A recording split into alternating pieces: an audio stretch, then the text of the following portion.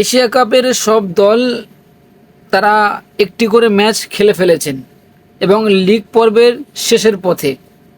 Asia cup 2025-এর 8টি team নিয়ে Asia কাপটা শুরু হয়েছিল এবং ইতিমধ্যে লিগ পর্বের শেষের পথে সব দলই তারা একটি কেউ দুটি করে ম্যাচ খেলে ফেলেছেন। কোন 4টি দল সুপার ফোরে যেতে চলেছে? 8টি দল নিয়ে শুরু হয়েছে।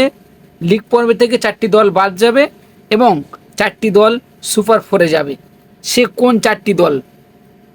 বাংলাদেশ কি সুপার ফোরে যেতে পারবে?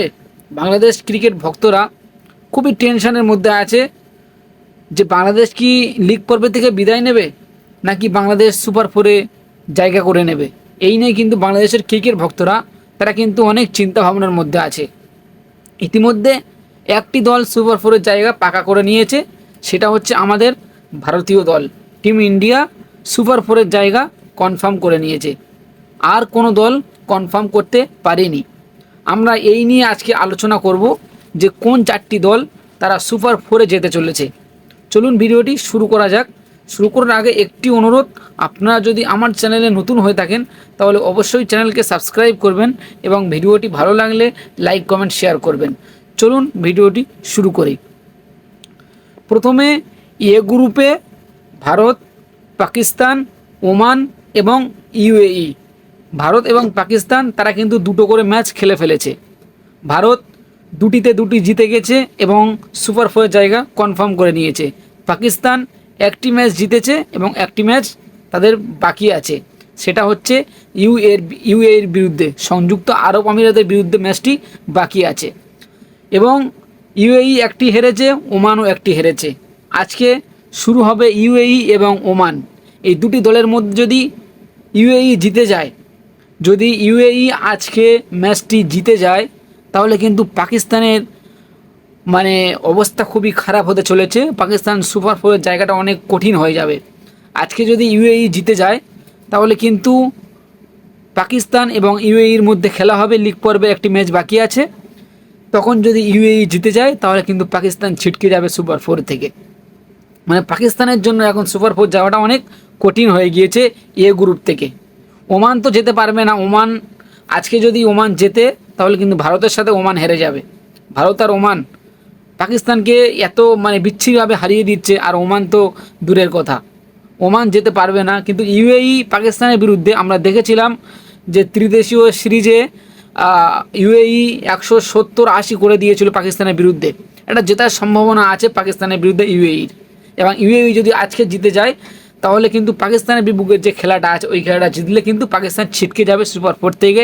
এ গ্রুপ থেকে সুপার ফোরে যাবে ভারত এবং তাহলে ইউএই, এটা এখন ধরা হচ্ছে। এবং বি গ্রুপ থেকে কোন দুটি দল সুপার ফোরে যেতে চলেছে? বি গ্রুপে এখন কোনো দল সুপার ফোরের জায়গা কনফার্ম করতে পারেনি। এ গ্রুপে একটি দল কনফার্ম করেছে, ভারতীয় দল। বি গ্রুপ থেকে এখনও কোনো দল সুপার ফোরের জায়গা কনফার্ম করতে পারেনি। বাংলাদেশ তারা দুটো ম্যাচ খেলেছে, দুটোর মধ্যে একটি জিতেছে, একটি হেরেছে। বাংলাদেশের ক্রিকেট ভক্তরা ভাবছে যে বাংলাদেশের আশা শেষ, বাংলাদেশকে সুপার ফোরে যেতে পারবে না। বাংলাদেশ কি এশিয়া কাপের থেকে ছিটকে গেল? বাংলাদেশ ছিটকে যাওয়ার পথে।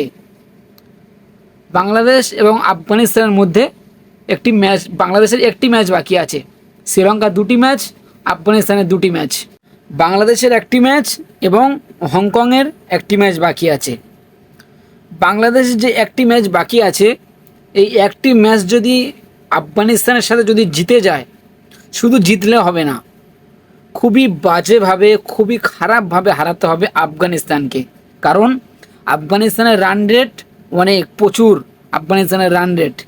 সেই জন্য বাংলাদেশকে আফগানিস্তানকে শুধু জিতলে হবে না, বাজেভাবে, খুব খারাপভাবে হারাতে হবে। তারপরে বাংলাদেশ সুপার ফোরে যেতে পারবে। তাও একটা প্রশ্ন থেকে যাচ্ছে, তাও একটা, আফগানিস্তান এবং শ্রীলঙ্কার মধ্যে যে খেলাটা হবে, শ্রীলঙ্কাকে আফগানিস্তানকে হারাতেই হবে। যদি হারিয়ে দেয় তাহলে কিন্তু বাংলাদেশ সুপার ফোরে যেতে পারবে, না হলে কিন্তু বাংলাদেশ যাওয়াটা অনেক কঠিন হয়ে যাবে। বাংলাদেশ সুপার ফোরে যাওয়াটা কিন্তু অনেক এখন খুবই ডিফিকাল্ট। খুবই মানে বাংলাদেশ যে প্রথম ম্যাচ হংকংয়ের বিরুদ্ধে খেললো, এটা যদি বাংলাদেশ জিতেছিল প্রায় 17 ওভারে, ওটা যদি জিততো 15 ওভারে 14 ওভারে, তাহলে কিন্তু বাংলাদেশের রান রেটটা অনেক বেশি থাকতো। তখন আর আফগানিস্তানের দিকে তাকাতে হতো না, শুধু জিতলে হয়ে যেত। এখন বাংলাদেশের রান রেট দেখতে হবে, শুধু জিতলে হবে না। বাংলাদেশ সুপার ফোরে যাওয়া কিন্তু অনেক এখন ডিফিকাল্ট হয়ে গিয়েছে। এবং আফগানিস্তানের 2টি ম্যাচ বাকি আছে, একটি শ্রীলঙ্কার বিরুদ্ধে, একটি বাংলাদেশের বিরুদ্ধে। দুটির মধ্যে যদি একটি জেতে তারা, তাহলে কিন্তু তারা সুপার ফোরের টিকিট কেটে নেবে। এবং শ্রীলঙ্কা 2টি ম্যাচ বাকি আছে, একটি আফগানিস্তান, একটি হংকং। হংকংয়ের বিরুদ্ধে তো জিতে যাবে।